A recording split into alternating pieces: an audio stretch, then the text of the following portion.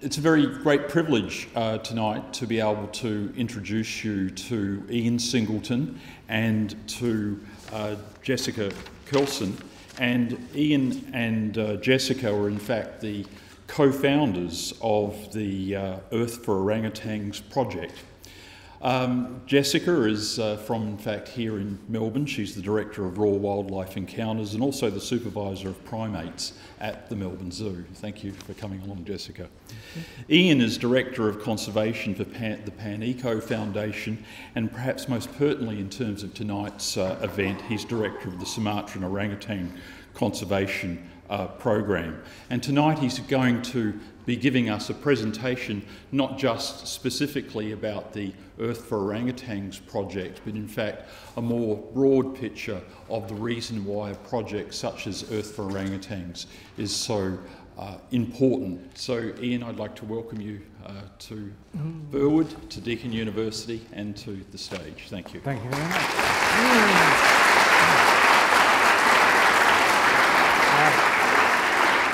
I would just ask people to take a moment to turn off their mobile phones so that we can enjoy Ian's talk without interruption. Thank you. Am I on? Can everybody hear me? Yeah? Thank you very much, Trevor. It's a pleasure to be here. I'm really pleased that we've got the biggest audience out of all the presentations, but I'm convinced that this is because it's about Sumatran orangutans rather than Bornean orangutans, because there wouldn't be so many people if that was the case.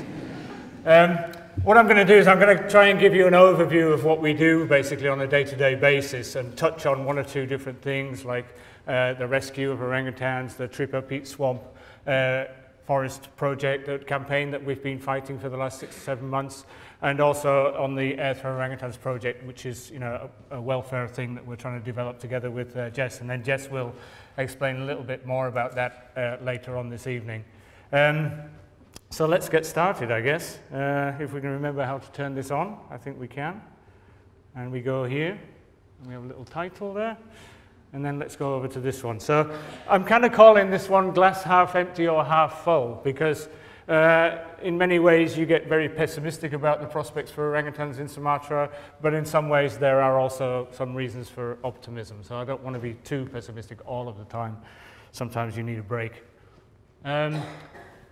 As Trevor mentioned, I was a young, handsome zookeeper many years ago. I don't know what happened, but at the Jersey Zoo, where my inspiration there was a guy called Gerald Durrell.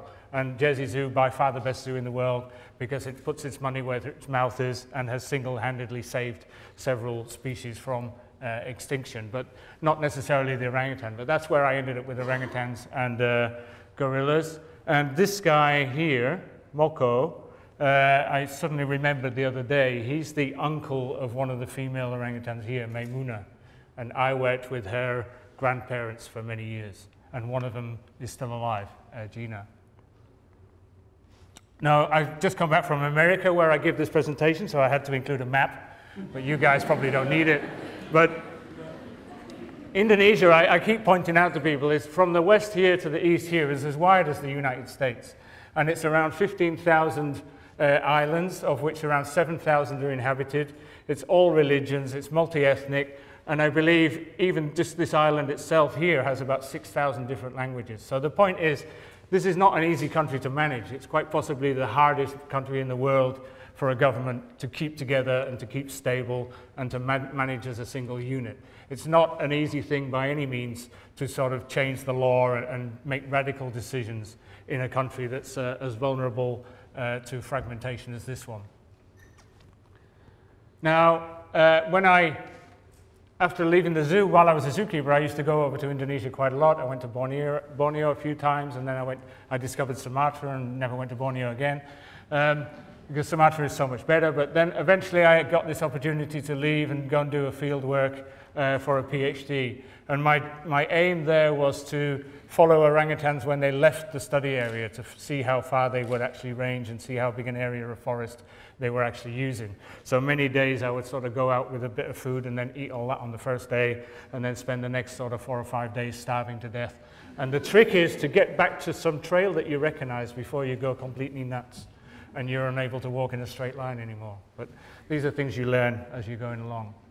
Now, The orangutans and the other apes are indeed very similar, and certainly very similar with man, except that man wears glasses, as you can see here. But I like this picture because it shows very clearly that there's not a whole lot of difference. It's just a question of proportions. The orangutan obviously here on the left with the flange face looks like he ran into the back of a bus. But even within the orangutans, there are still differences. Now, the clearest one is that the Bornean orangutan is just really ugly, and the Sumatran one is really good looking. If you see, look, little horrible black skinny thing, rubbish beard, this lovely golden color, look at that beautiful beard there, absolutely gorgeous, yeah? So there is a big physical difference. And look at the subadult males, these unflanged guys, again, really, really ugly and really good looking, yeah? And look at the adult males, look, this is Kusazi from Borneo, this is pathetic, look at that. And Fu Manchu, beautiful. So there is a big striking difference, but it's not just in physical appearance, but also ecologically there are many differences. The Sumatra is a very rich, fertile island because of the eruption of Lake Toba 74,000 years ago. All the soil is kind of brand new and the forests are really productive and animal densities are very, very high. Whereas Borneo is much more like Australia. It's a very ancient soil, no nutrients left, and productivity very low, and animal density is quite low as well. And the orangutans have adapted very different strategies to deal with that. So they look kind of similar, but there are many subtle differences between them as well. Now, the orangutan, because you're all university students, I thought I'd better talk a bit about ecology, but not too much, I hope. But they're basically frugivores, but fruit accounts for about 60% of the diet, and the rest of the diet is made up of, pith from palms and things, the bark of trees, especially in Borneo, and also a lot of insects. And this is one of the differences between Borneo too. I mean, in Sumatra they eat insects for about 2 or 3 hours every single day. That protein is quite a major part of their diet. Whereas in Borneo, when there's not much fruit around, they switch to this tree bark, and they're able to survive for months on nothing but tree bark. So, which orangutans in Sumatra don't necessarily do. So they're not just fruit-eating vegetarians. Protein is quite a major source of food for them. And then in Sumatra, because they're not only better looking, but they're much smarter too, they actually eat these guys as well. Whenever they find one, they love the meat, but this is the only animal they can catch, because it's slow. So, unlike the chimpanzees, which run around the treetops catching colobus monkeys, the orangutans have to make do with these guys. But whenever they do find one, they love them. And we've got video of them, pulling the meat off the bones and sharing it with their kids, and blood around their lips and everything else. But you never see that. Nobody has ever seen that in Borneo because they're too dumb to figure it out. Now, when I did my research, I went over to Suat Belimbing, which is a peat swamp forest. Over on the coast here, there are 3 swamp forests, Tripa, Suat, and Singkil. And then one of the other research sites, Katambe, is the longest running study of orangutans in the world since 1971. And all that we know about orangutan birth intervals and longevity in the wild and everything pretty much comes from Katambe. And then we also now have a new research site up here in the Batang Toru, which is about 1,000 meters above sea level. I'll mention that a bit later too. But Suat Belimbing in the peat swamps, all zookeepers that work with apes know that the orangutans are way out there as the best tool users in captivity. The chimps are they pick things up eventually, some of them, and the gorillas are just way behind. But the orangutans are way out there. And yet nobody had really seen them making and using tools on a regular basis in the wild until Carl set up the Suat Belimbing research site in 2003. And then we found the orangutans there pretty much on a daily basis, making tools to get honey out of holes in trees, and also to get the seeds out of this Nisia fruit, which is about as big as a football, like concrete, and if it hits you on the head, it will kill you. But it's also full of millions of tiny little hairs that stick in your lips and everything. So the orangutans use tools to eat that. And then we started to think, well, hold on, the old argument for what's the difference between people and humans was that people use language and apes don't. Whereas the apes are using sort of various different languages as well. They're using lexigrams and all that kind of stuff. And then one was tool use, and then Jane Goodall saw the chimpanzees dipping for termites years ago, and we blew that one out the window. And then people were saying culture, humans have culture, animals don't. Whereas then the chimpanzee people said, well, hold on, the chimpanzees over in West Africa are using these tools while the other ones use these tools, but for the same purpose. And the only reason they're using different tools is because that's what they learned from their parents, which is pretty much the definition of culture. And then we found the orangutans are doing the same thing too. In different areas, they do things in a different way, using different things for no reason other than that's what they learned from their parents. And just, you know, this tool use thing in Suak is one of those things, but here you see in central Sumatra, the orangutan here climbing up a thorny tree using gloves made out of leaves. But they only do that in that area. They don't do it somewhere else, yeah? Even though these trees are everywhere. So that's quite interesting. When we started the Sumatran Orangutan Conservation Program, one of the first things we did back in 2000 was to survey all of the remaining blocks of forest to see if the orangutans were still present there or not. There were a lot of rumors about, you know, there's orangutans here and there and everywhere, but we went and checked, and we found that they're only really surviving here in the Batang Toro, and then also up here in the Losa ecosystem area.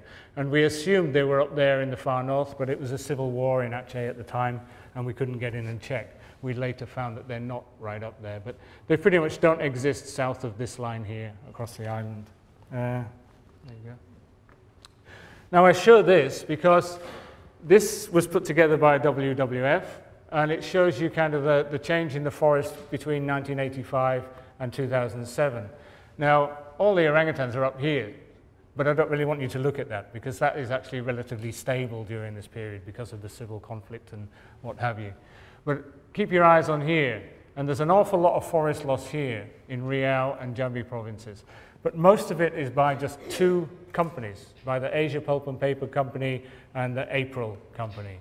And it just gives you an idea of just how much damage one or two companies can do over a few years. Now, I'll just run through that so you can see. But look, massive areas of forest have just disappeared here. And it's not due to hundreds and hundreds of different companies or people. It's due to two companies, pretty much. And for the paper and pulp industry. But just reinforce that again. You see how devastating that is? Now, when you read about tigers and elephants killing people in Sumatra, it's always in here. And the reason is obvious, yeah, because their habitat has just been taken away from them. Now, today, we think there are around 6,700 orangutans, or at least that's the published number. We're just analyzing some new data from some new surveys now, and that number is probably going to go up, but not because the number of orangutans has gone up, it's just that our surveys have got better and the data is much more accurate now. But the trend is still very much downwards. But this is the most published, the published figures, and this is the effective distribution of orangutans in Sumatra. The Batang Toro down here, and then what we know as the Losa ecosystem area up here.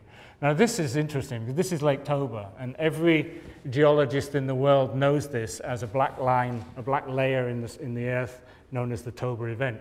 Now this is the biggest ever volcanic eruption known on the planet, bigger than Yellowstone, and it was 74,000 years ago. And at the same time, the fauna of the seas changed dramatically overnight. And the human race, apparently, according to the geneticists, went through a genetic bottleneck between 2,000 and 10,000 individuals. So this is a major, major event, changed the course of the planet, pretty much, in many ways. But it also laid down all this new ash, which became the soil, and that's why Sumatra is so much better than Borneo these days. But the problem is, I mean, there is still an awful lot of forest up there in Aceh, and when you fly from the east coast to the west coast, you fly over a lot of this, and it's pretty much pristine primary rainforest. But the problem is most of it's high altitude. You can't really see it very well, but it's mountains, high mountains, and so there's not orangutans and there's hardly any tigers or rhinos or elephants in here, even though the forest is still pretty expansive. And what happens if you take away all this forest in the middle of the island that's above sort of 900 meters above sea level, this is what you're left with, this thin little strip around the bottom of the hills. And this is your Sumatran orangutan habitat, your tiger habitat, and your elephant habitat these days. Now, Indonesians, they always say to me, 6,000, 7,000 orangutans, that's loads, you know, what the hell are you worrying about? I say, well, they would all sit behind the goal at one end of Manchester United's football stadium, all the Sumatran orangutans in the entire world. because that's an 80,000-seater stadium, so 7,000 orangutans would sit quite easily there. So the next time you see Wayne Rooney taking a penalty, imagine that all those people behind the goal is all the world's Sumatran orangutans. It's not that many. It would be easy to get rid of them. Now, apart from that, they're already fragmented into several smaller populations. And we reckon we only have like 3 between 250 and 500, which is borderline as a genetically viable population without too much inbreeding and everything else. So these are kind of borderline. And then 2 populations between 1 and 2,000 and 1 population 2 to 3,000. So there's no room for complacency. And it only takes a road. Cut a road across one of these populations and chop it in half, and you potentially send a viable population to a non-viable one. And there's an ever-present threat of roads in Sumatra, even in protected areas. So this is something we really have to be vigilant about all the time. Now, what are the main threats to orangutans? Well, it's very much this. It's the loss of the rainforest habitat. This still occurs. There is hunting and killing of orangutans and illegal pets, but very few people, if any, are going into the forest to hunt orangutans for the pet trade.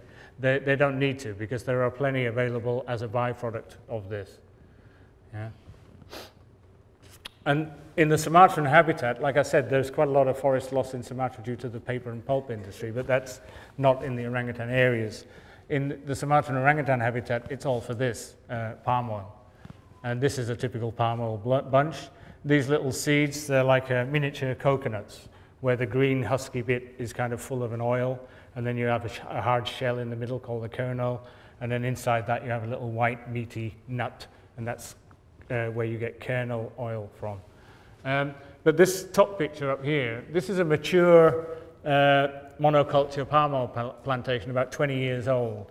And I'll just show it because you can see there's not much biodiversity in there. If you see a bird in there, it's a bulbul. If you see a mammal, it's a rat. And if you see a reptile, it's a cobra looking for the rat. There's hardly anything living in these places. And this is what they look like from the air. This is the scale. These are not small plantations. These are vast. And then, you 15, 20,000 hectares, and then after that there's another one, and then after that there's another one. So these are just as far as the eye can see, landscape scale. And the top one is what they look like on peat swamp areas, on the flatland. And then here, even in the hilly areas, they terrace them and grow them on the terraces. And then this is just a little idea of what a processing factory looks like. You have the factory area here, and then effluent areas here. And this picture up here is a picture of the Tripper swamps, but it shows you that they don't sort of start clearing the forest at one side and move to the other, so that all the wildlife has a chance to get out of the way. They just block it all up and chop it all down random. So you end up with loads of animals, a gibbon here, a couple of orangutans there, isolated and unable to go anywhere. Now I always show this one because this is the process of clearance. You go from tropical rainforest to monoculture palm oil plantation, and this is the intermediate stage. And I show it because it shows you clearly that nothing survives that process. You go around areas like this, you're hard pushed to find a grasshopper or a lizard. So when the companies or the palm oil plantation associations tell you that they have biodiversity living on their estates, they have mammals living on their estates, they saw tiger footprints or whatever, you can bet your life it's not the same wildlife that was there before, because that's all gone. Yeah? Nothing survives the process of conversion. So where do all the orangutans go? Well, they all go to San Francisco, just like in the movies. And I've been telling people, but last week I met the actress who played this orangutan here. And so everything that orangutan does in the film, she actually acted out with covered in wires and everything else. So she's a bit of a nutcase, and a couple of months ago she didn't know what an orangutan, well, a few years ago she didn't know what an orangutan was, but now she's a passionate conservationist, so great. No, this is what happens to the average orangutan. They get killed. And often they get killed or die of malnutrition, or they get killed by farmers, or they get killed deliberately by the plantation workers. And there have been many cases in Borneo recently where the plantation workers were offered a bounty for every orangutan they kill. And this is clearly the case here. They're hiding the evidence, yeah? They're obviously buried, because they know it's wrong, but they do it anyway. And this guy here apparently was in Borneo a few years ago. He had petrol poured over him and was burnt alive. So quite dramatic. So I show this, you end up with some orangutans from this process end up as illegal pets. But don't pity these guys, because these are the lucky ones. Yeah? These are the survivors of that process. These are the ones that survived and are hard to kill, the tough ones. But they end up as illegal pets, and often caged in tiny cages. This one had the tsunami went under his cage. It was only about a foot high in this area, but it went right under his cage. And then often chained as well, chained to trees. This one was chained to the same tree for about 10 years. On a 1.5 meter length of chain. A couple of other pictures, but I just put that there to remind me as well. But I often regard these guys as refugees, because the definition of a refugee is somebody whose homeland is no longer available to them. And that very much applies to these guys. These are refugees from forests that no longer exist. Yeah? So we work with the conservation authorities in Indonesia to confiscate a lot of these illegal pets, and often we have to work with the military to confiscate them from the police, or the police to confiscate them from the military, and what have you. And then the numbers that we've been working with, the numbers that we've been confiscating since 2002 were kind of up and down a bit, because this was a period when the province of Aceh was in a civil war, and so it was quite difficult. And then after the tsunami, there was not a lot of people working their plantations or farming their land, so there weren't actually many conflicts with orangutans during that time. But then after the tsunami and everybody's back to work and the farmers are back to their fields and the plantations are operating again, the numbers have gone up to around 35 per year. Now, the point of that is that people have been confiscating illegal pet orangutans in Indonesia since 1971, and this hasn't changed anything. The numbers that we're getting now is no better, possibly even worse, than it was 35 years ago. And all the TV programs and magazine articles and what have you just really hasn't made any difference to this whatsoever. And the reason is, according to me, is just because nobody gets prosecuted. There's been no law enforcement. If you add up all of the confiscations that have happened in Borneo and Sumatra since 1971, it comes to around 2,800 at least, of which there are, as far as I know, 3 prosecutions, 2 in Borneo in 2010 and 1 in Sumatra this year. The people who are keeping these animals as pets, it's not your sort of poor farmer and that in general, that's only around 20%. It's mostly sort of middle-class people and upwards, you know, military, police, teacher, prosecutor, even though it's illegal, doctors and that kind of stuff. So it's your middle-class people who are keeping these animals as pets, not necessarily the poor villagers. So we really should be prosecuting these guys. And just to remind me, Julius, he was the first one that we managed to get a prosecution over in February just this year, and I very much hope the first of many. And for me, each year I would love to see 3 or 4 high-profile prosecutions of people keeping illegal pets.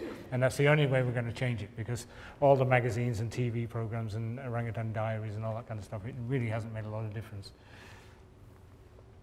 Now, when we confiscate these animals, they come to a medical quarantine facility we have, just about an hour outside of the city of Medan. And there we have a specialist clinic, we have a lab and ability to do all the parasitology and stuff like that.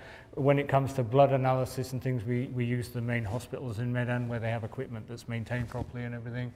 And then every orangutan that comes in has to spend at least 30 days in quarantine, in isolation, to see what develops. We also recently built a new infant facility there where little kids that still need to be looked after through the night have a little daytime play area, a nighttime bedroom, and then the keepers they sleep there as well so they can get up and feed them. And then some of the younger ones we take out and plonk them on the trees and let them learn how to climb. But we're very much a hands-off facility. We're lucky in Sumatra because we have areas where we can release these animals. And many of these little ones, even the very small ones, have actually, even if they were loved by their owners for the first week or two, they were then bored and then left and ignored at the back of the house. And so these even very young babies often have got used to being independent and have got used to being on their own. And the last thing we want to do is undo that process. Our priority is always get them in, get them healthy, and get them with other orangutans as quick as possible. And we're very hands-off. We don't sort of rehumanize them once they've got over that process. Once we don't want them to go through it again. But every orangutan as well has a thorough medical exam. We have on-site x-rays, so we can do x-rays of the lungs for tuberculosis. We do PPD tests for tuberculosis. We take blood samples for hepatitis B, herpes, routine hematology. For identification, we take fingerprints, we give them tattoos, microchip, and then I always take pictures of the dentition and the pigment in the mouth, just because I have a theory that that probably doesn't change much as they get older, so that's something we're looking into as well. And then often people say, well, why do you have to test them for all these diseases? Now, how do orangutans get diseases from people and vice versa? So I often show this little slide here, because this is in a former orangutan rehabilitation center in Sumatra called Bohorok, which is now just run as a tourist circus. It's run by the Indonesian Conservation Department, nothing to do with us. But it's still just a tourism circus, and you have orangutans going in and out of places like this. And he's going in there to the toilet, of course. They say, wow, I'm really thirsty, where am I going to get a drink? Obviously from the toilet. And then he comes out. So it's that easy, really. It doesn't take rocket science. And as an example, this is in an area where the guides and the villagers make a lot of money out of the orangutans from tourism, very cheap mass tourism. And this guy actually died in our quarantine after being shot 45 times with an air rifle by the people who live in Bukit Lawan, the people who make money out of the orangutans for tourism. So it's kind of hard to get your head around sometimes. Now, most of the orangutans that come in are pretty healthy. As I say, these are the tough survivors, but most of them, or all of them, have a lot of intestinal parasites, worms, often strongyloides, but that's fairly easy to fix. And now and again we have other cases requiring more in-depth treatment. And this guy up here was the first one, really. That's the exit wound from a bullet, a military bullet. His owner had used him for target practice. Luckily we managed to pin that and fix it. Marco fell out of a tree and broke his humerus on a rock. We managed to fix that as well. We're lucky because after the tsunami in Aceh, we had a Swiss surgeon come out, and he did a lot of surgeries on the humans, a lot of amputations and stuff like that in the hospitals around Medan. But he will actually now fly over and help us with cases where our own vets don't feel confident. And one of these cases was this guy here, Baroni. Now he was kind of living in this area of mixed rubber. There's a few areas in Sumatra where the vast majority of orangutans in Sumatra live in primary rainforest, high quality rainforest, but there's a few areas where the forest was thinned out decades ago and planted with rubber trees, and there are still some of the original tree species there, and some of the original orangutans are still hanging on there as well, and breeding. But even now, those areas are being felled to convert them to palm oil, so even orangutans that have survived in that area are now at risk. Now this one is called Baroni because the owner of his particular plantation is a guy called Jofli Baroni, who's the head of the Indonesian Palm Oil Association. So even the head of the Indonesian Palm Oil Association has orangutans on his land that are being killed. And if we don't rescue them, they will be dying. But this one was an interesting case because some local villagers caught him and they tied his leg with like a nylon rope. And I think what he did was he just did this so much that it actually sawed into the leg, cut grooves in the bones, and severed the Achilles tendon. But there was no skin, so we had to treat him for about 2 months to get the skin to grow back.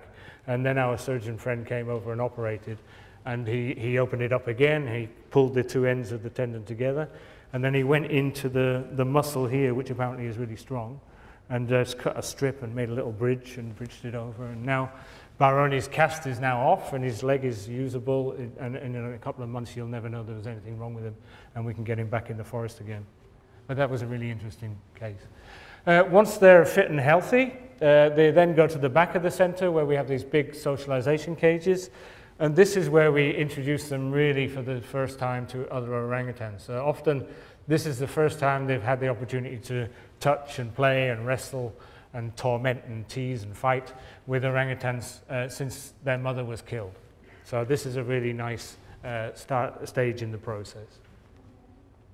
And then we also have these cages on site which are specifically designed for a few orangutans that we have that cannot be released to the wild.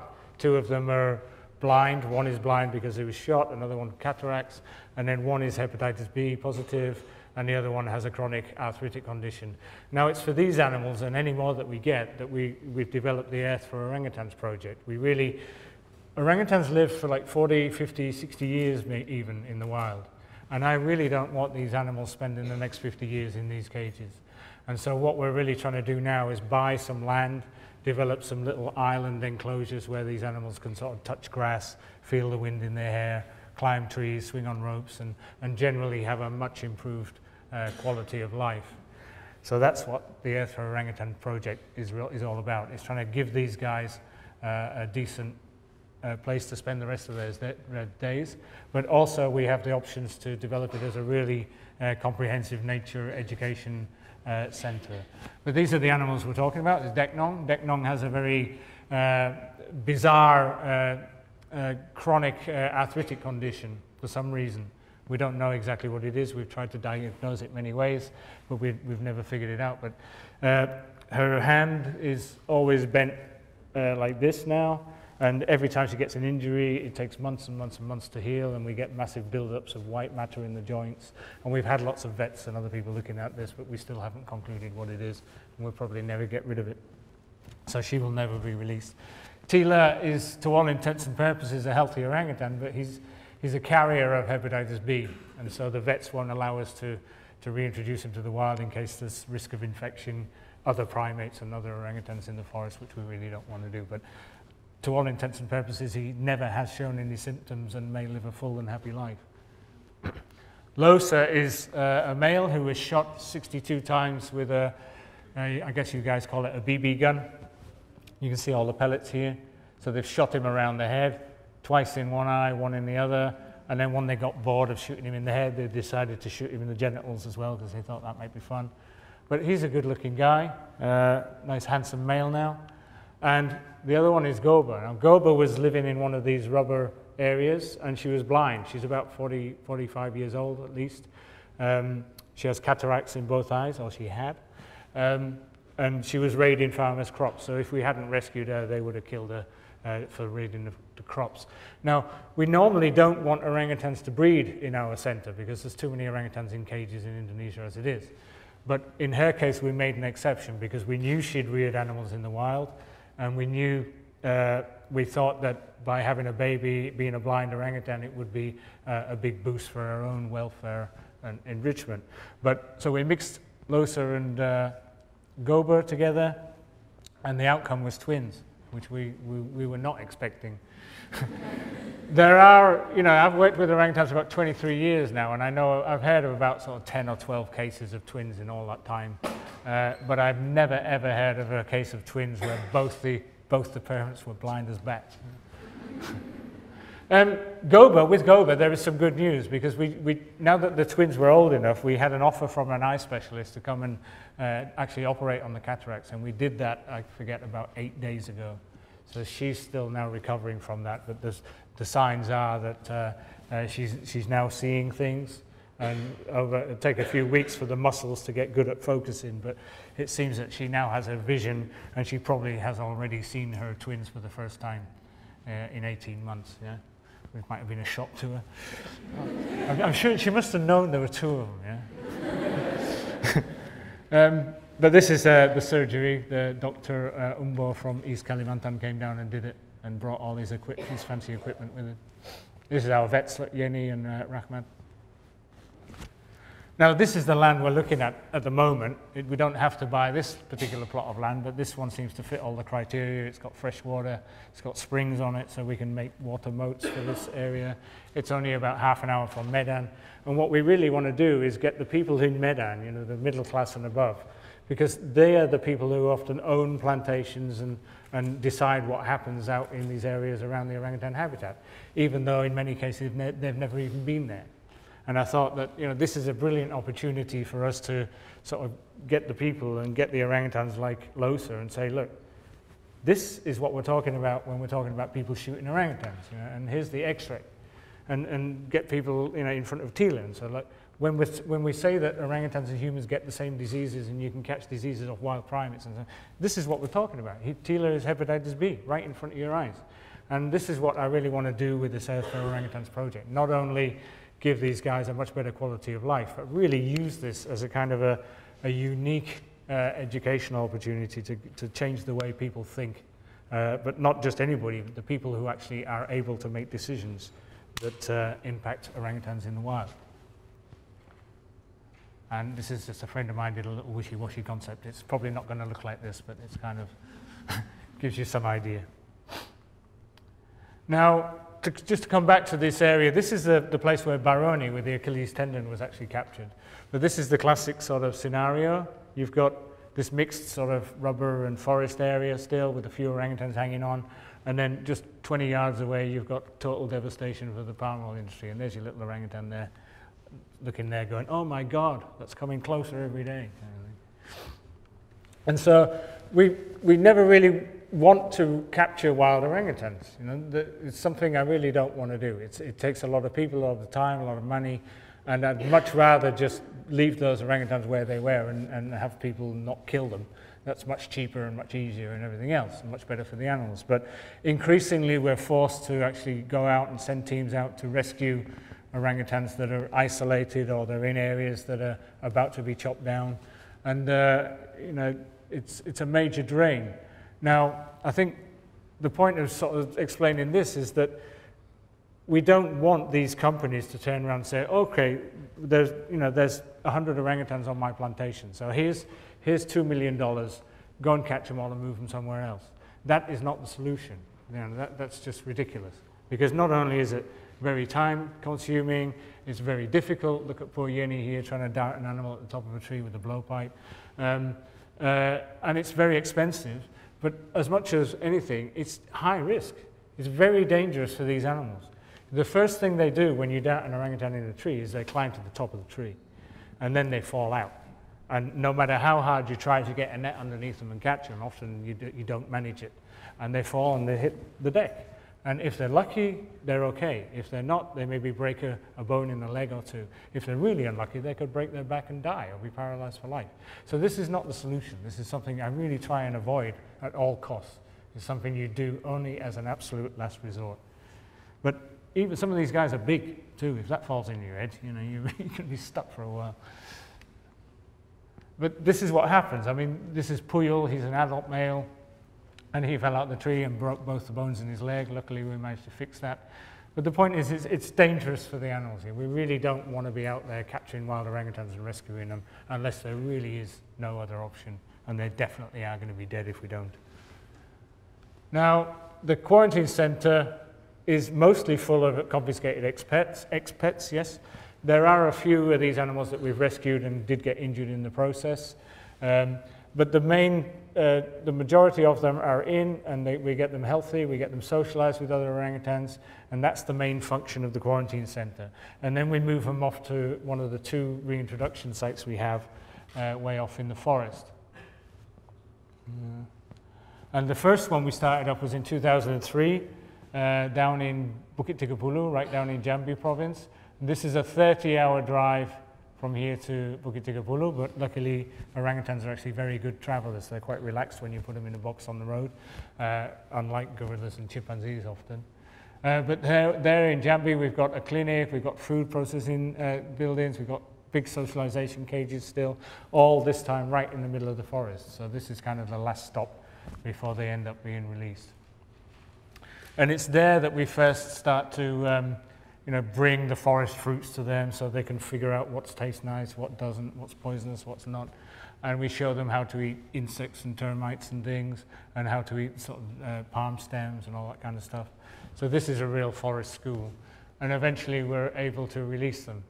And sometimes, the first orangutan we ever released down there, Waikiki, who actually eventually started to hate me, and I have a little scar on my finger from when he bit me. He was released straight out the cages, and then often now we actually carry them a few kilometers away to make sure they're spread around and not all clumped in one place. But that's the release process. And then very important for us is that we have teams on the ground there that then follow the orangutans from dawn to dusk as long as possible, and collect data which is exactly the same as the data we collect on wild orangutans at the research sites. And the aim is to try and make sure that they're doing okay, but also to try and figure out if there are ways that we can improve their chances of survival based on the way we manage them in captivity before they're released. But this is a really important thing. We don't want to be doing all this work and spending all this money if none of them are surviving. It's really important for us that we know that we were actually doing something worthwhile. Now, we recently established a new reintroduction centre. In the old one in Jambi, we've released over 150 orangutans now down there. And then we set up a new one, started in March 2011. We've now released 28 orangutans up there, but that's way up in the north, in the very north of Aceh. There's no orangutans in this area here. The orangutans are down here in the Losa ecosystem area. And we're lucky there that we have a little river that runs through there, which we can usually walk across, we can drive across, which is fun. And we've put the human camp on one side of the river and the orangutan camp on the other side, so the orangutans are not showing up and stealing bananas from the kitchen all the time. It's very, very, very useful as well. Now, we released the first few orangutans that we released there was Kiss Kiss and his PB, and I forget who that is, probably Coconut actually. But this area is also a really good area for tigers and for elephants. We have 21 elephants that come through the camp about every 3 months. We find tigers down there, we find a whole host of other wildlife as well. So by releasing the orangutans there, we're having spin-off effects for many, many, many other species as well. I'll just show you a few nice pictures. This is Kiss Kiss, one of the first ones we released up there this is when he was confiscated. And this is him now sort of living free in the forest. Sangir, who's easy to spot because she has this very dopey bottom lip. This is an orangutan called Monkey, who's up in a fig tree. This is all fig fruits. And then this one I like to see because I see these 3 guys here all are high up in a tree doing exactly what wild orangutans do. And when I actually go too close to them now, they're like, get away, and throwing sticks at me, which is exactly what wild orangutans do.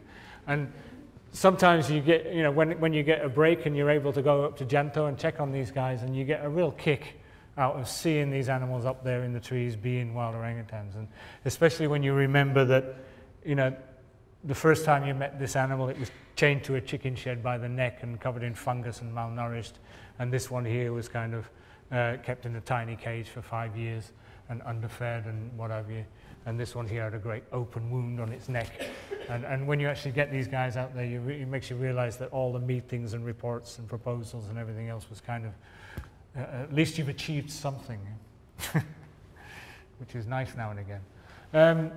Just at the back of the cages, one of the first things they do when they come out there is they go straight up to the top of this tree. So they've never, despite all that time in captivity, they don't lose that confidence at heights. But it's very scary for us because, oh my God, when are they going to fall?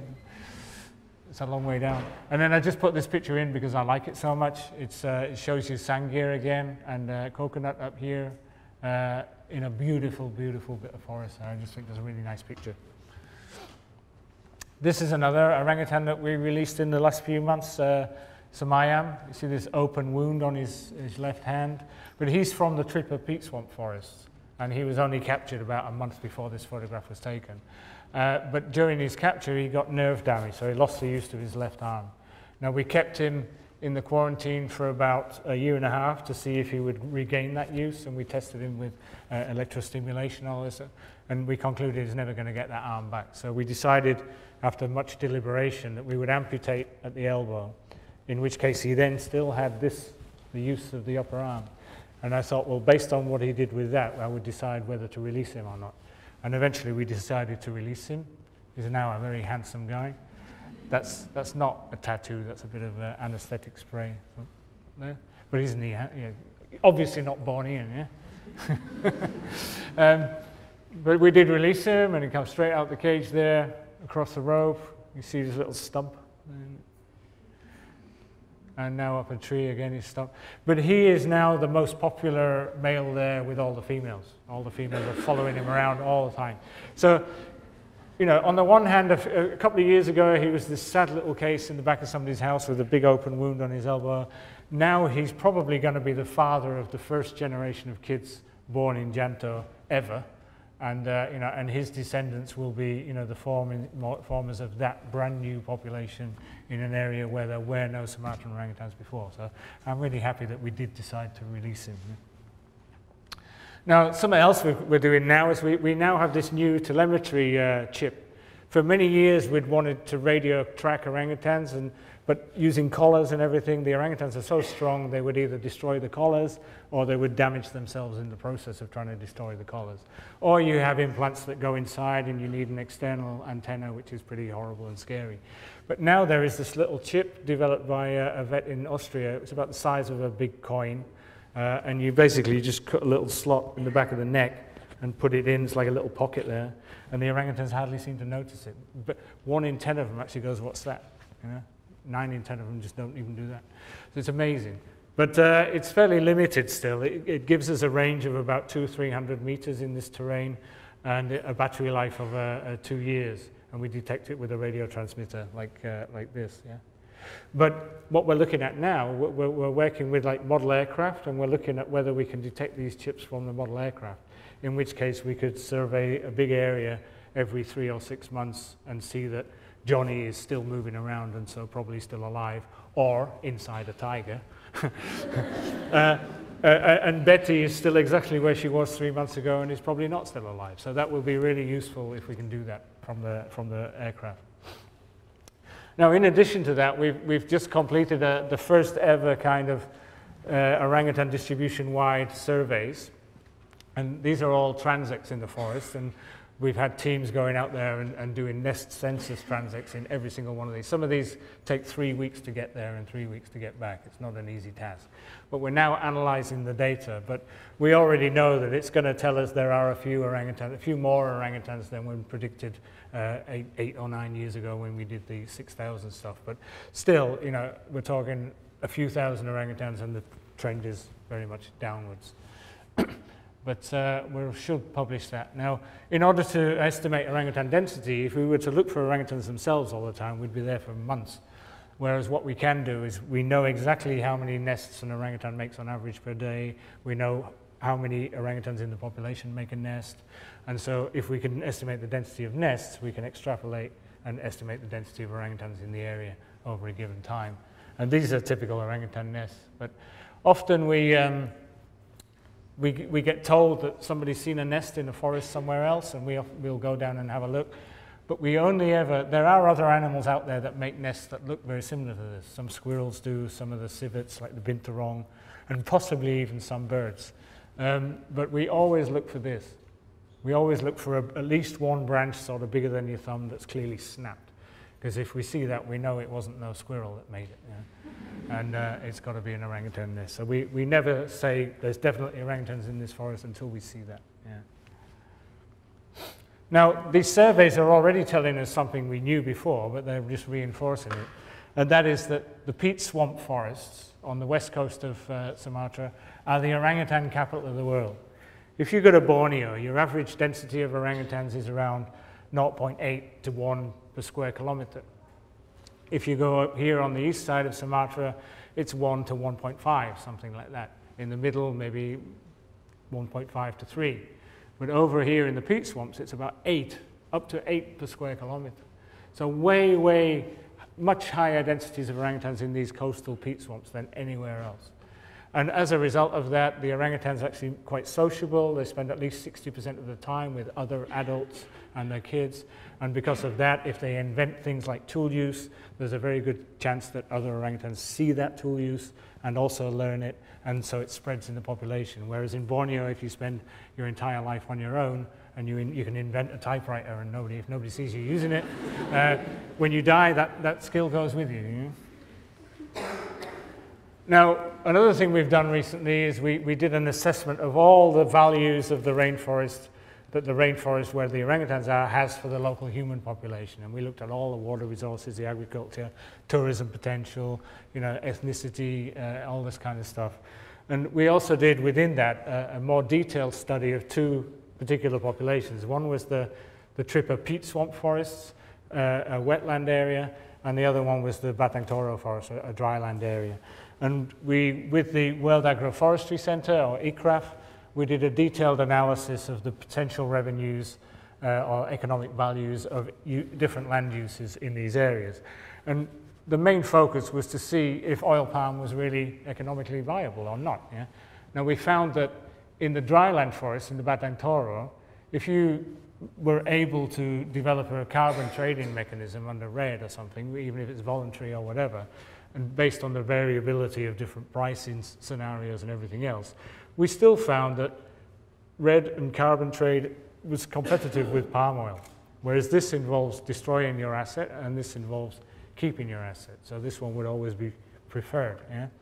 Whereas in peat swamps, and the scale here is very different, yeah? So this should be way out there, and that should be out there. Actually, no, that should be about there.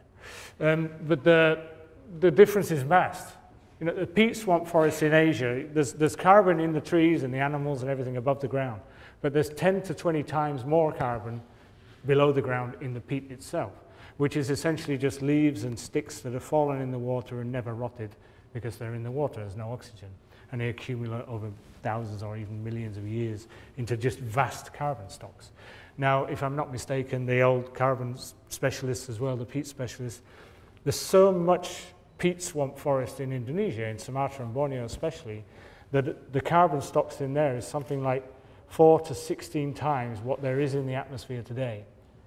The point being, if you destroyed all of Indonesia's peat swamp forests and released all that carbon to the atmosphere, the planet would probably not be livable anymore. It's that big an issue. But it means there's that much potential for Indonesia to benefit if it can save it and trade it as well. Yeah? It's an opportunity as well as a problem. Now, I'm really interested in these peat swamps because I spent 2 years wandering around in them and I love them to bits, but the orangutans love them as well. And there are 3 main areas: the Singkel swamps here, probably with around 1,500 orangutans still in there, Kluet with a few hundred, and then Tripa, which I'll talk about now. And this is the Tripa peat swamp forest in the early 1990s, 61,000 hectares of primary peat swamp forest, permanently waterlogged, and probably had at least 3,000 orangutans in it, also tigers and other birds and reptiles that are specialists in peat swamps, and you don't find them anywhere else. But look how this is on the coast as well, just remember that, yeah? Right on the coastline. Now, in the early 90s, a lot of this area was handed out to 1, 2, 3, 4, 5 palm oil companies. And some of these companies cleared their land, some of them didn't, some of them cleared parts of it, some of them planted parts of it, but then they all kind of stopped work in 1999 because a civil conflict in Aceh with people running around with guns and shooting people, and they kind of were abandoned for like 6-7 years. But then, after the Civil War and the peace deal in Aceh, most of them have started operations again. Now, what I'm just going to explain is these have been in the news a lot, in TV last night on SBS, and also in the newspaper around the world for the last 6-7 months, and on my Facebook page every day. But this is also within a thing called the Losa ecosystem. This is the boundary of the Losa ecosystem area here, and it connects to the main forest. But there were 2 new concessions handed out here. A lot of these companies, their permits are kind of dubious, but they were handed out in the early 90s. They've been burning their land, which is illegal, but their permits were handed out in the early 90s. They're on peat that's more than 3 meters deep, and you're not allowed to convert peat that's more than 3 meters deep, but their permits were handed out in the 90s. The point is, if we were to challenge these concessions in court, you wouldn't really have a chance in Indonesia because the courts are not known for their efficiency and everything else. But there were a couple of concessions handed out more recently that we did decide were so clearly illegal that we would fight them. And this is one of them, this one here, the Kalista Alam one.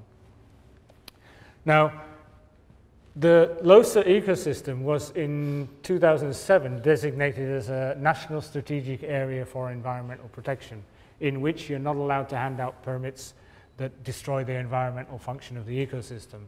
Now, that was in 2007.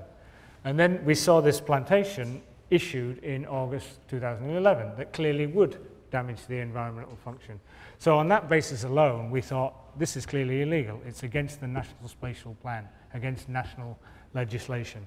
And we decided we would challenge it on that alone.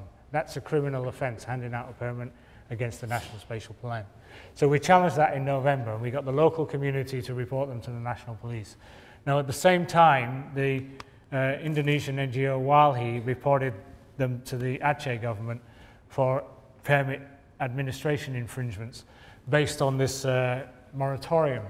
The Norway government has pledged $1 billion to the Indonesian government to help it develop carbon sequestration projects, or RED projects, reducing emissions from deforestation and degradation.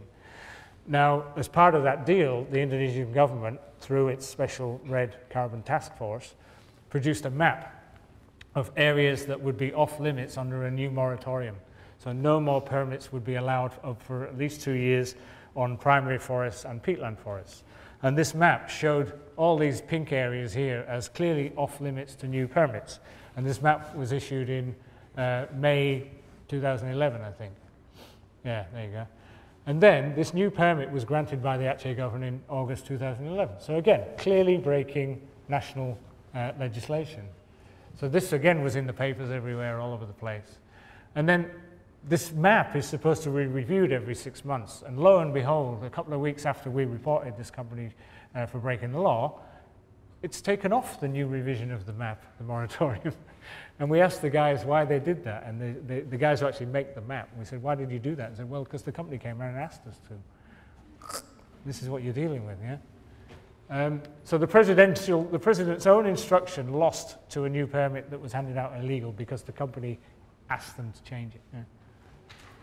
Now, apart from that, we've also collated evidence over the years that they've broken many other laws in this concession. Now here is 2006, pristine primary forest in this red boundary here. No evidence of any action there. Then in 2010, we've got some encroachment here. And then in October 2010, we've got a lot of encroachment, we've got fires, and we've got a huge canal dug all the way down the middle. Remember, this is 10 months before they got a permit. So you know, these guys have been breaking the law as a matter of course, you know, just about every day. And it's not difficult to prove it.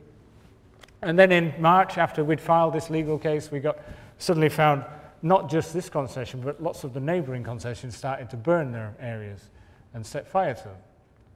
That's pretty devastating. But this, again, got this really in the international media, got it really in the international profile. We had BBC, CNN, all the big newspapers coming around and everything else. And to the point where the government itself actually figured out that this was bad PR. Yeah? They were getting hammered, and the Norway government was saying, hey, what about this $1 billion we gave you? How can you do this? And the European Union is saying, what's going on there? You know, you're throwing all your carbon into the atmosphere, and this company's breaking the law, and the Australian government and the American government, to the point where the president himself and the head of the Indonesian task force has now launched an investigation into this company and the other ones, because by default, if this plantation here, the Kalister Alam, has been breaking the law by burning and converting deep peat and everything else, by default, all the ones around it have been as well. So the investigation is now not just on this concession, but it's on all of the concessions, and it's being run by the central government through the Ministry of the Environment and the National Police. And right now we're kind of at a crux of, we're about to see just how serious and how capable the national government is in making sure its own laws are enforced. But this is why it's great to be here, and this is why it's great to be on SBS and on NBC in America next week, because we really want to boost the profile of this case again. It needs to be a constant battle. In June, I think Jess and Amber came down in June, was it? June or July? And this is what we found pretty much on the ground over there. Still some standing areas of forest in Kalister, some planted areas.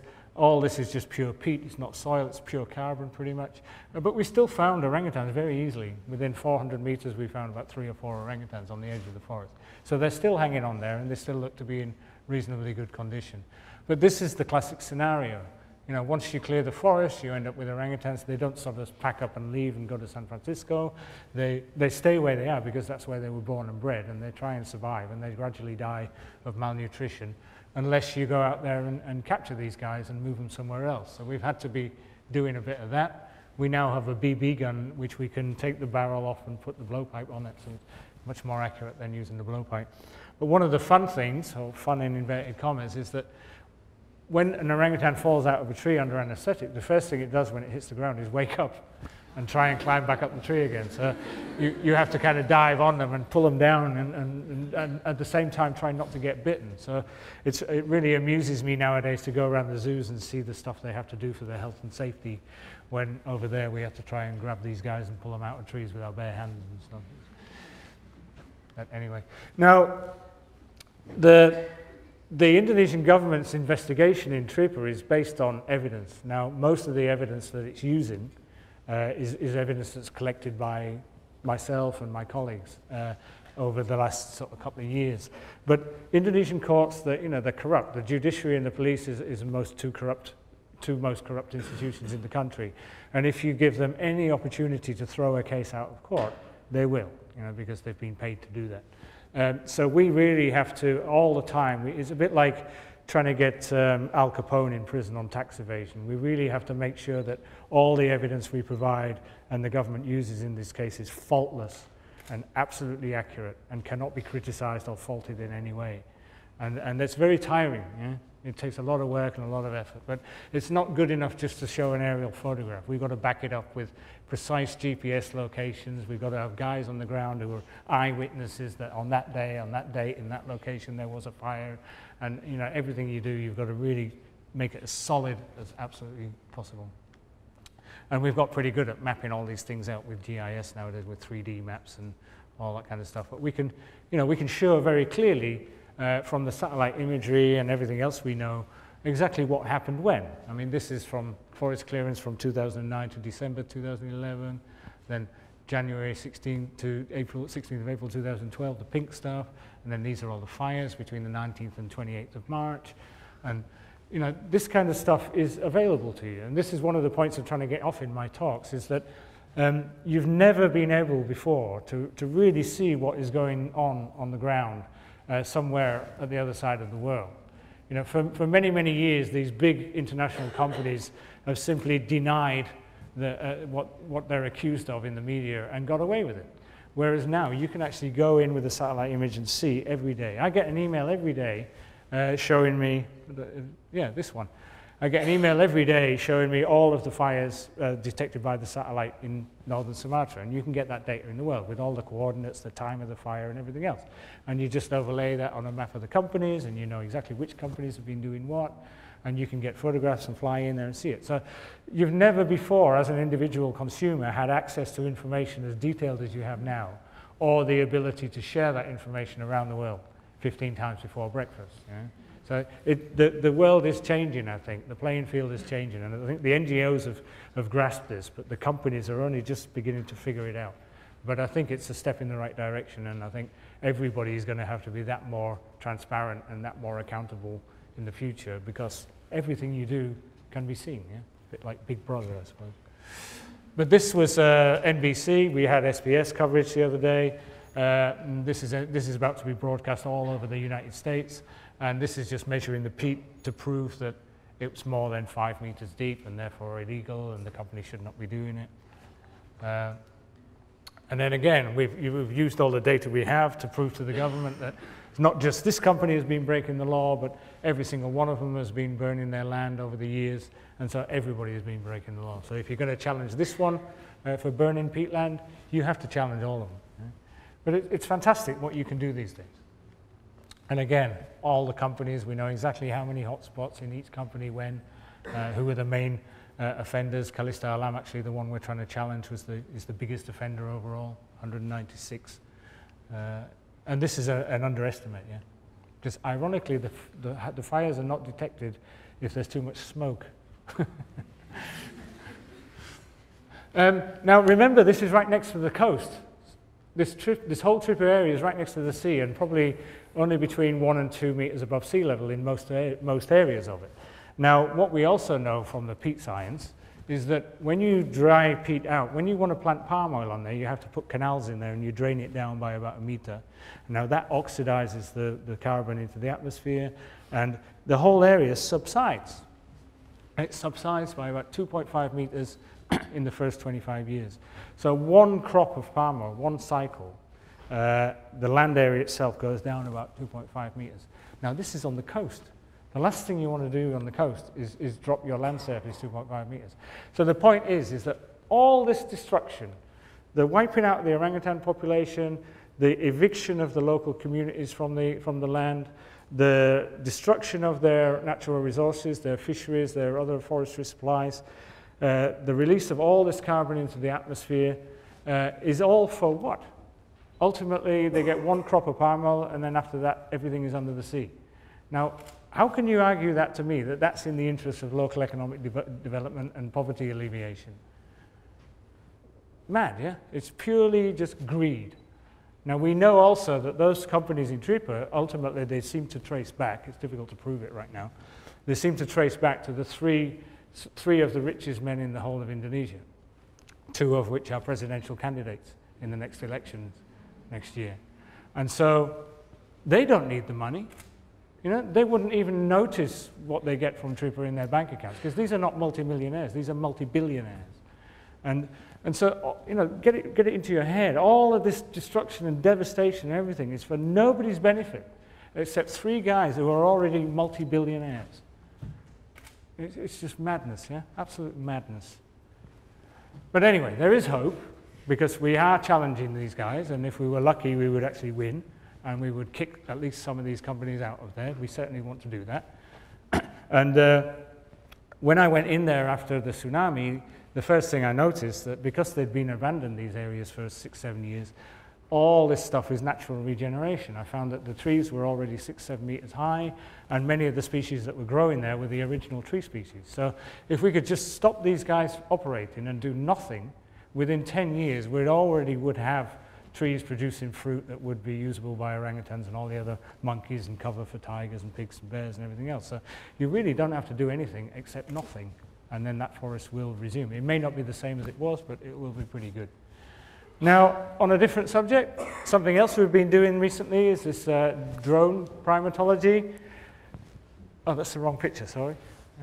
That's ours, yeah. So we've been developing these model aircrafts that can fly over and survey, and we've used them in Tripa to survey these areas and count people on the ground and all these other things. But this is brilliant, and the potential uses for conservation are just massive. If anybody's interested in this, just go there, conservationdrones.org, and you'll see some video that's been shot from these things and a lot of the still cameras. And we're actually now developing a parachute, so you can deploy a parachute and land in a small area without having to crash through the trees and destroy your machine. But it's great fun as well. But they only cost, the plane itself costs about $150. This is the autopilot, it costs about $300. But you don't even have to learn to fly these things. You just program it with your computer and throw it in the sky, and it goes up and does whatever you want it to do. And you can program the camera to take overlap and how much overlap it takes on the photographs. So we actually have a sea turtle project as well, where you have to walk from the camp an hour through the forest and then all the way along the beach and back and count all the trails. Whereas nowadays with this, we can just sit in our coffee shop and throw this in the sky and wait 20 minutes for it to come back and count all the trails on our laptop. You know? And the guys were asked to go over to Nepal and see if they could see these massive Indian rhinos in this huge papyrus swamps where you can't see them from the ground. And they found them easily, so you could census these animals just by flying your drone up there. And the one we're using has a 2-meter wingspan, so we have a 25-kilometer range, which means we can basically film and photograph stuff about 12 kilometers away and still get back and get those pictures. So this is fantastic, and I love it. It's really nice. It's a really good break from dealing with all these fires and court cases. But you can't really see it on there, but there is a little orangutan just here. This is an aerial picture taken from one of them. There's an orangutan here stuffing his face on a palm tree. And then you can, you know, with the overlap, you can actually make mosaics of your photographs, and you can tie it into satellite imagery. So you've got the river there, and then a much more detailed coverage area. So all these great things, and I heard that somebody here in the university here is maybe experimenting with this with the helicopters and things, but we can fly much, much further than the helicopters can. Now I'm getting to the end. I just wanted to show you a few nice pictures and tell you a little bit about the Batang Toro. But another habitat conservation area we're working on is the Batang Toro forest, the most southerly one. Now there's evidence that the orangutans there may be genetically quite distinct from the ones further north, but it's also 3 local government areas, and each local government area has a kind of an industry that very much depends on fresh water supplies. We've got a hydroelectric scheme up here, we have geothermal energy in the middle, and a gold mining area down here. But we're working with the local government there. They are already requesting the land is changed from production forest to protected forest from the central government, and we really want to push that through again in the next year to see if we can make that happen, which is essential for this. This is the most southerly Sumatran orangutan population there is. It really has to be protected and not destroyed. And this is a classic picture of one of those guys. We've also done some camera trapping down there, which I was talking about here.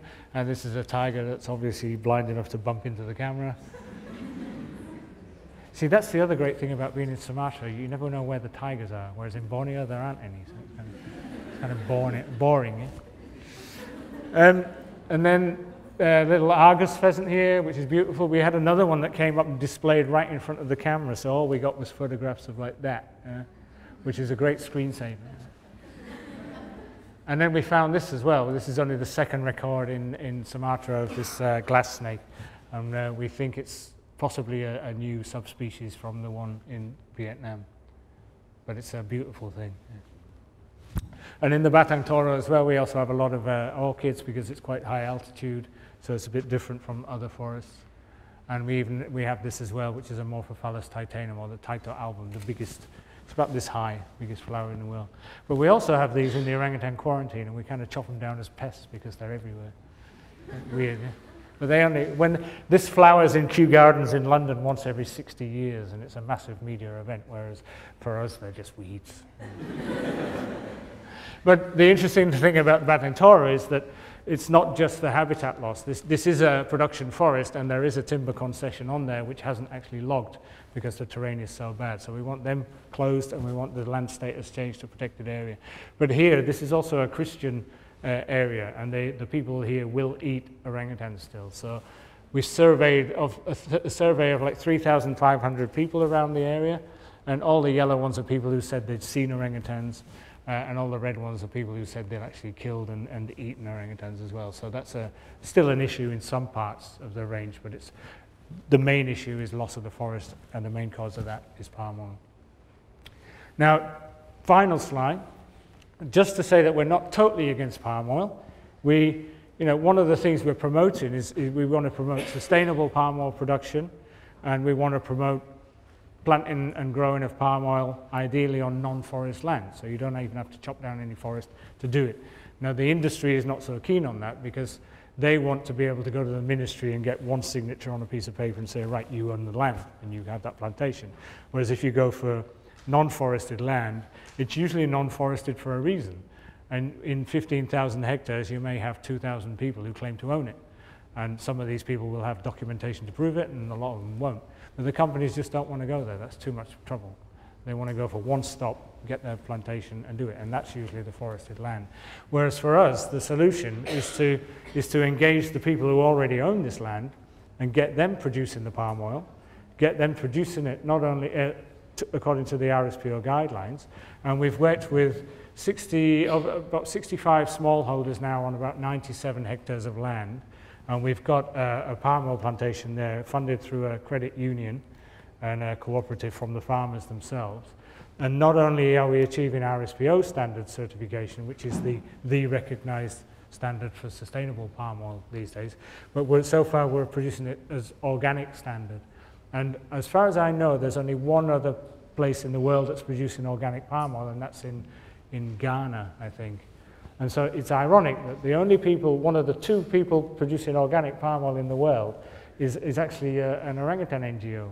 And me, the guy who hates palm oil more than anybody else, has had to spend a large part of the last sort of 4 or 5 years setting up this palm oil plantation in North Sumatra to prove that it can be done. Yeah?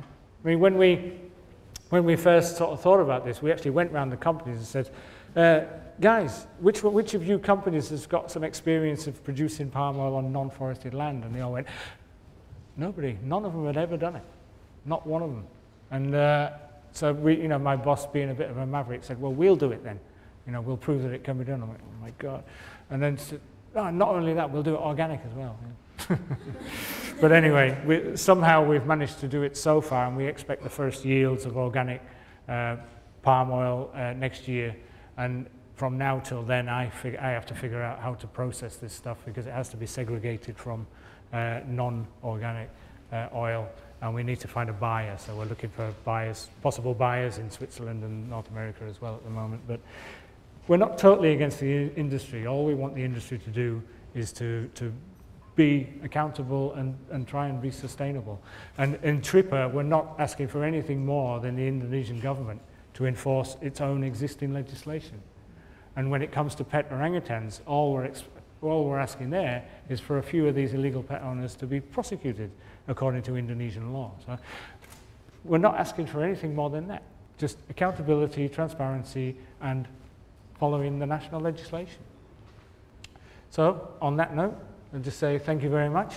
But this is a little orangutan called Suci. This is Santi. But she's actually named after a brilliant Indonesian primatologist, a tiny little girl about this big called Suci, who's got a PhD from Utrecht. She's not that big really, about this big. But this is the first orangutan ever born in Jambi, possibly for hundreds of years. So this is the first little orangutan born after we reintroduced Santi down in Jambi in 2003. And then this is just another little picture I like of Kiskis a few days after he was first released, with the staff sort of sitting there collecting their data. I like this because I'll never get another opportunity to see this, ever since he went up behind one of them and bit him on the bum. So these guys are never going to sit that close to Kiskis ever again. Okay, on that note, thank you very much.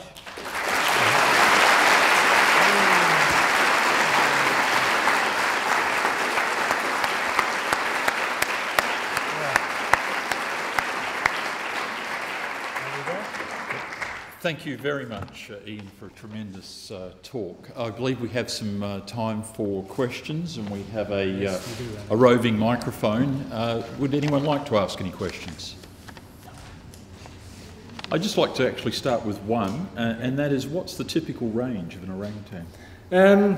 Females, they use a home range in the swamp forest of around 1,500 hectares, so that's about 4.5 kilometers diameter. But the males, we know they use in excess of 3,000 hectares and possibly 10,000 hectares or more. So huge areas, yeah, huge areas. How did you start your career? Like, obviously you started at the zoos, but how did you sort of get your foot in the door and realise, wow, this is the path that I want to go and get there? How did that start? I fell into it. I think I was a bit of a bird watcher as a little kid. I was a keen fisherman in England when I was a youngster, and I once saw a grass snake swimming across a lake, and I thought, wow, that's a fantastic little thing. So I was a bit of a reptile enthusiast. And then I discovered Gerald Dorrell's books, and when I started reading those, I thought, wow, these are brilliant, what a great life he's had, and that's what made me want to be a zookeeper. So I went and did a degree in environmental science, because I didn't do biology at school. I did geography, but by doing environmental science was a way for me to using my geography to get back into the biology and ecology side of things. And then I went to Jersey Zoo on a course, and then I came back and finished my degree and went and worked at Whipsnade and Edinburgh and got to Jersey. But by then I knew that zookeepers, they get passionate about whatever it is they work with. So you work with squirrels and you become a squirrel in that case. You work with insects and you become an insect in that case.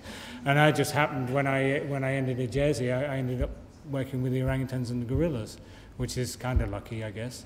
But then, whatever you work with, you get passionate about. And I decided that I wasn't happy just working with them in the zoo. I wanted to know more about them in the wild, and sort of came over here. And then I used to time my visits over here, if I could, with conferences where I would meet lots of other like-minded people.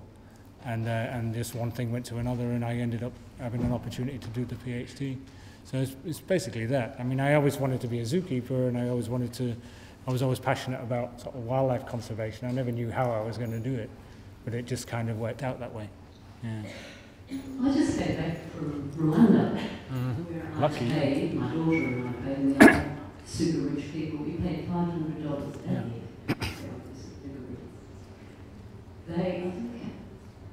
I think that industry is now, it represents something like 1/3 of their national GDP. Yeah. Is there anything equivalent? Because I mean, I know it's tourism, but their numbers are going up. They're not growing curries from, they're not chopping down rainforest to grow curries from, which is what they reduce the habitat by half doing that. They've got to be worth a lot of money, a lot more than palm oil.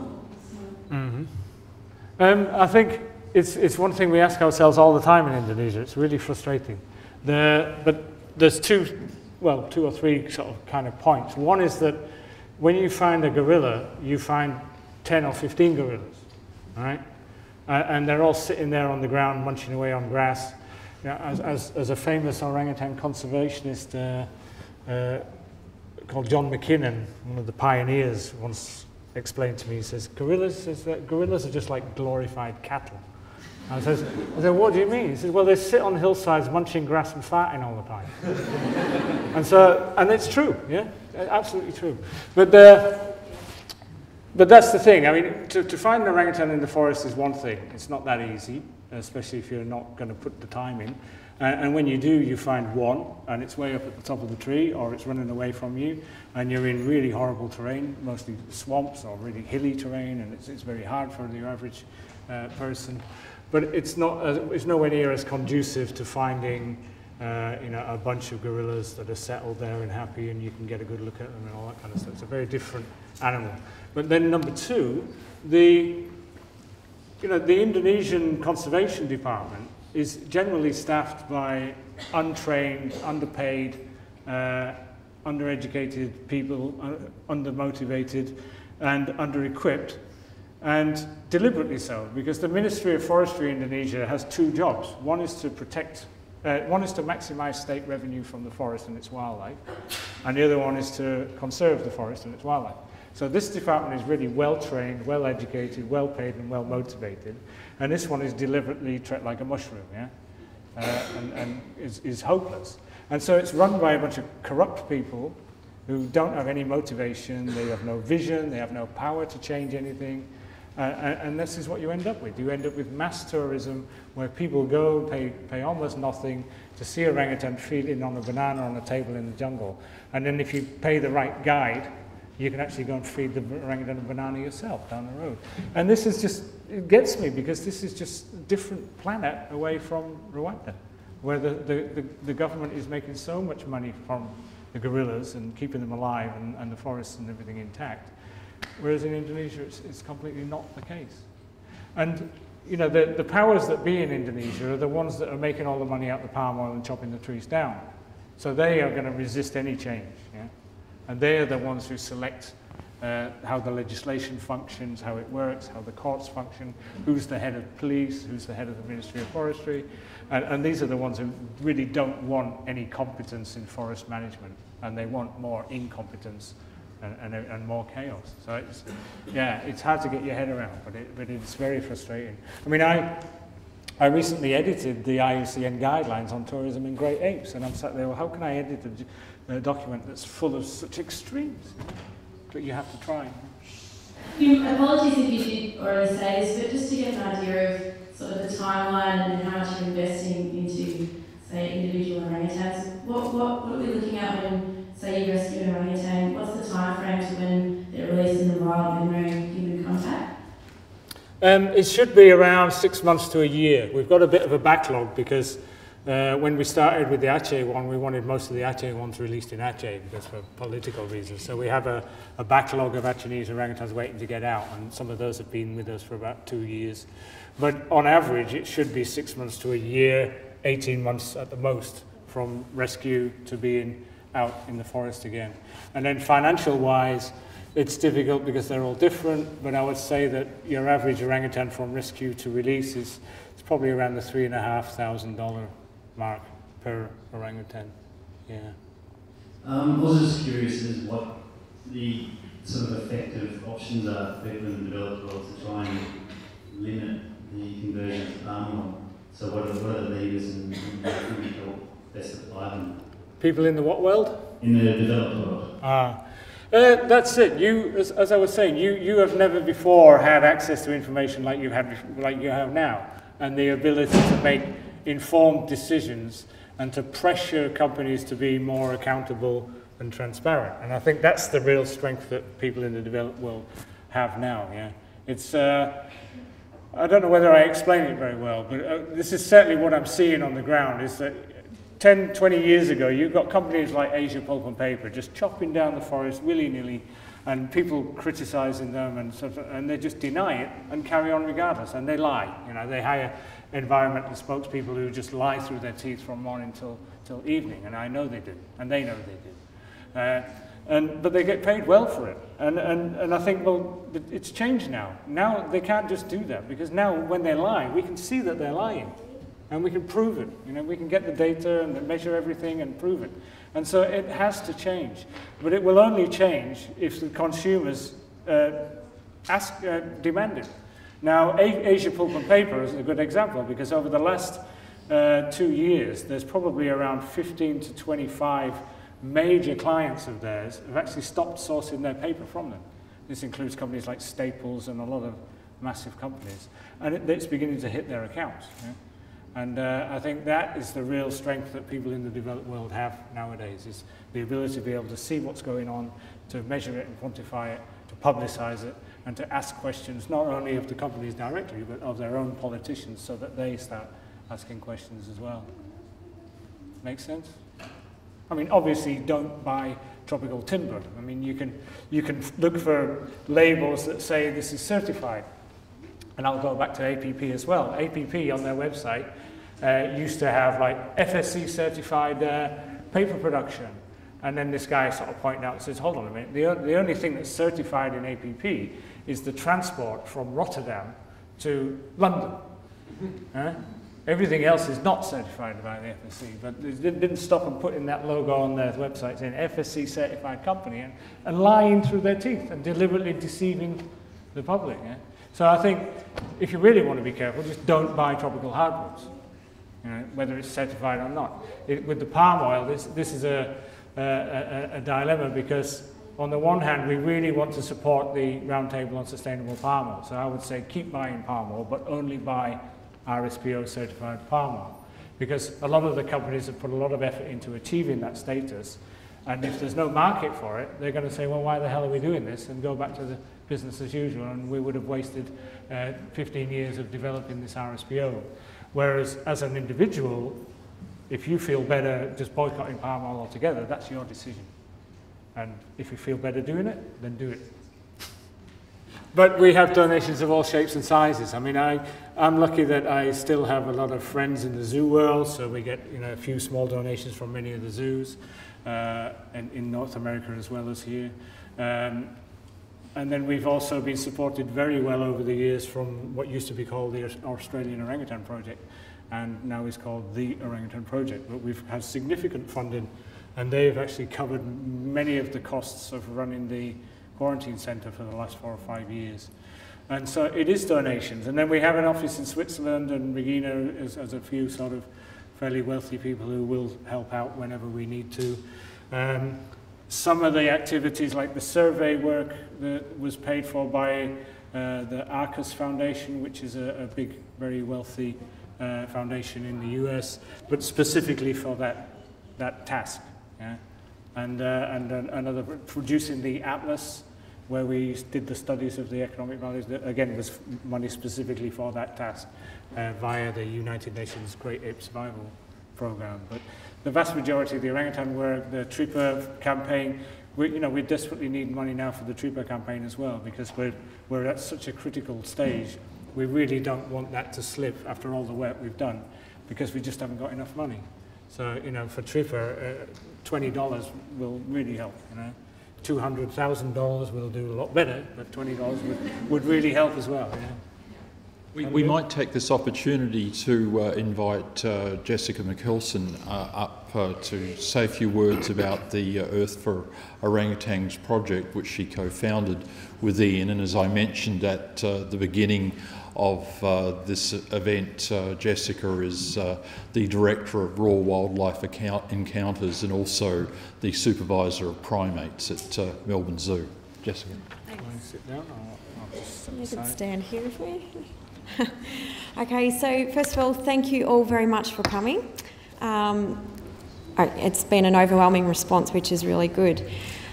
Someone asked before, how do you get into the zoo industry? How do you get that foot in the door? Well, I was fortunate at the age of 19 to get a job at the zoo, and my first job there was actually working with Australian wildlife.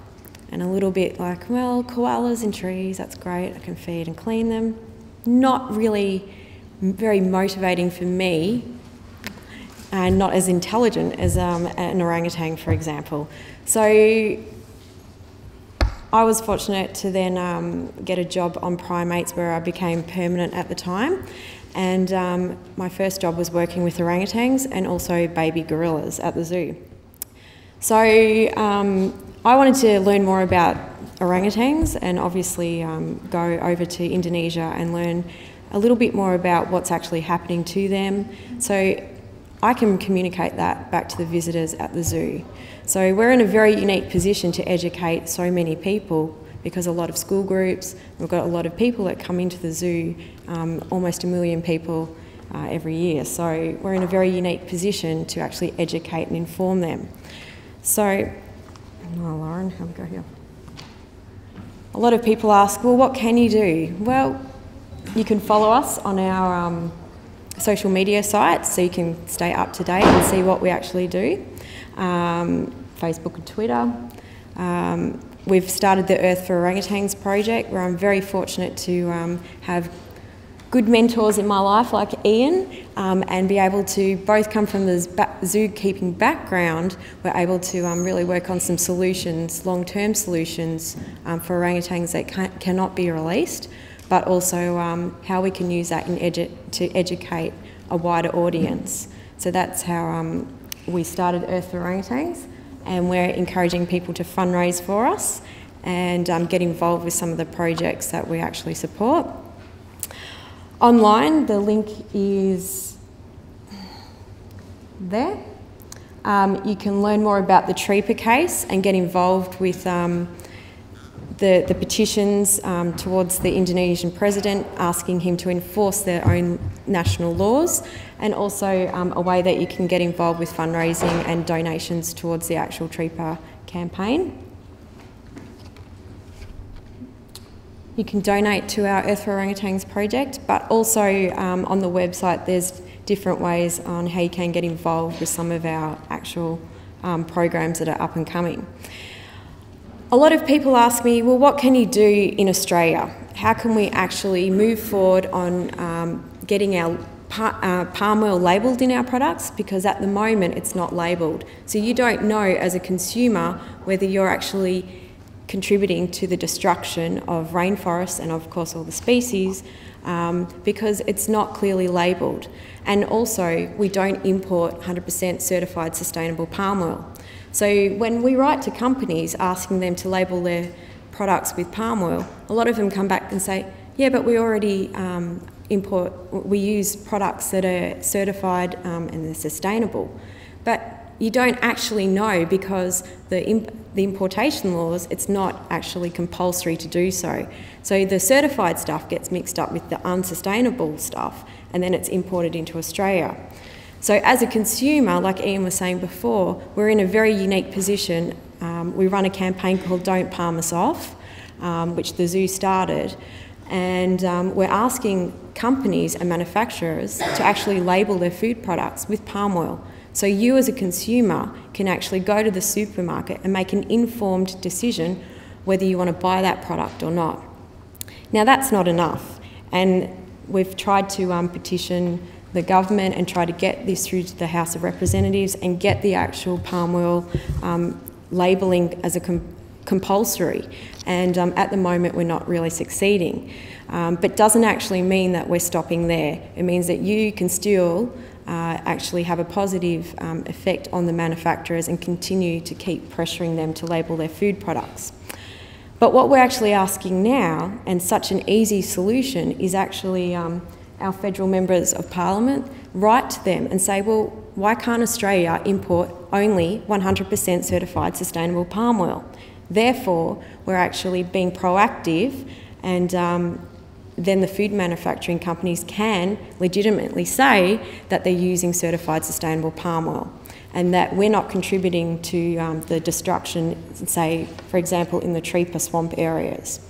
It's such an easy solution, and in fact the Netherlands and Norway have both committed to importing only that by 2015. So we can also be a leading nation and follow the same suit. And it's a very clear action, and one that I encourage you all to get involved in. So even if today you go away and say, well, what can I actually do? The one key message is that you can, as a voice in Australia, be proactive and ask your federal members of parliament to import only 100% certified sustainable palm oil.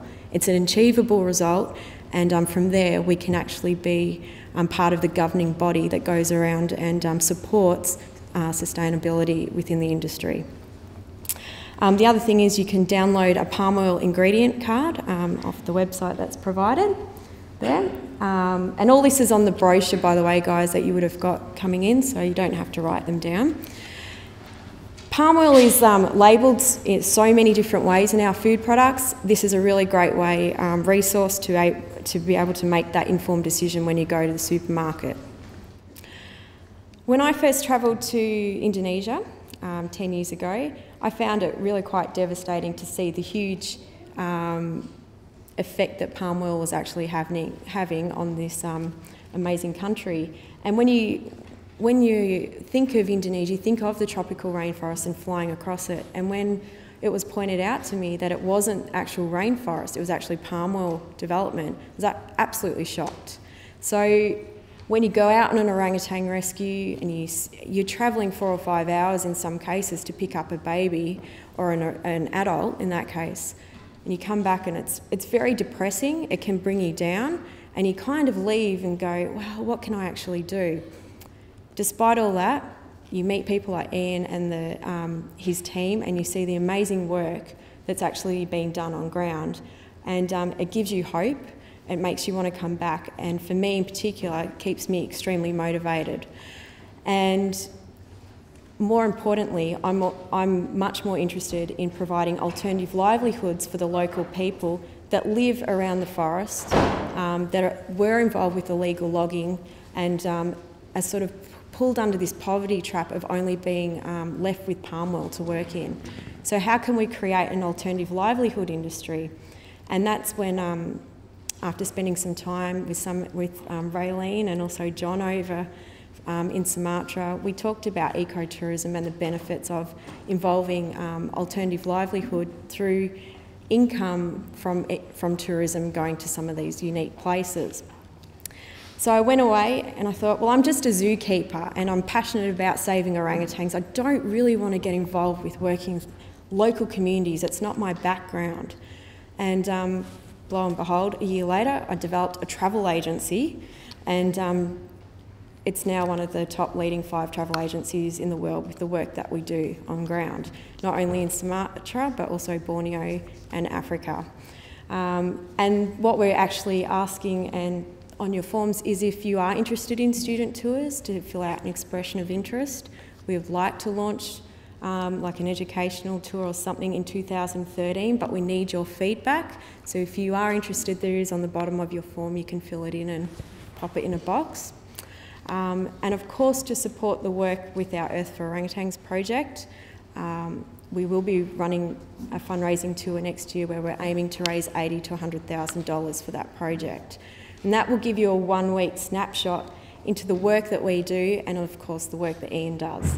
And there's lots of ways you can get involved.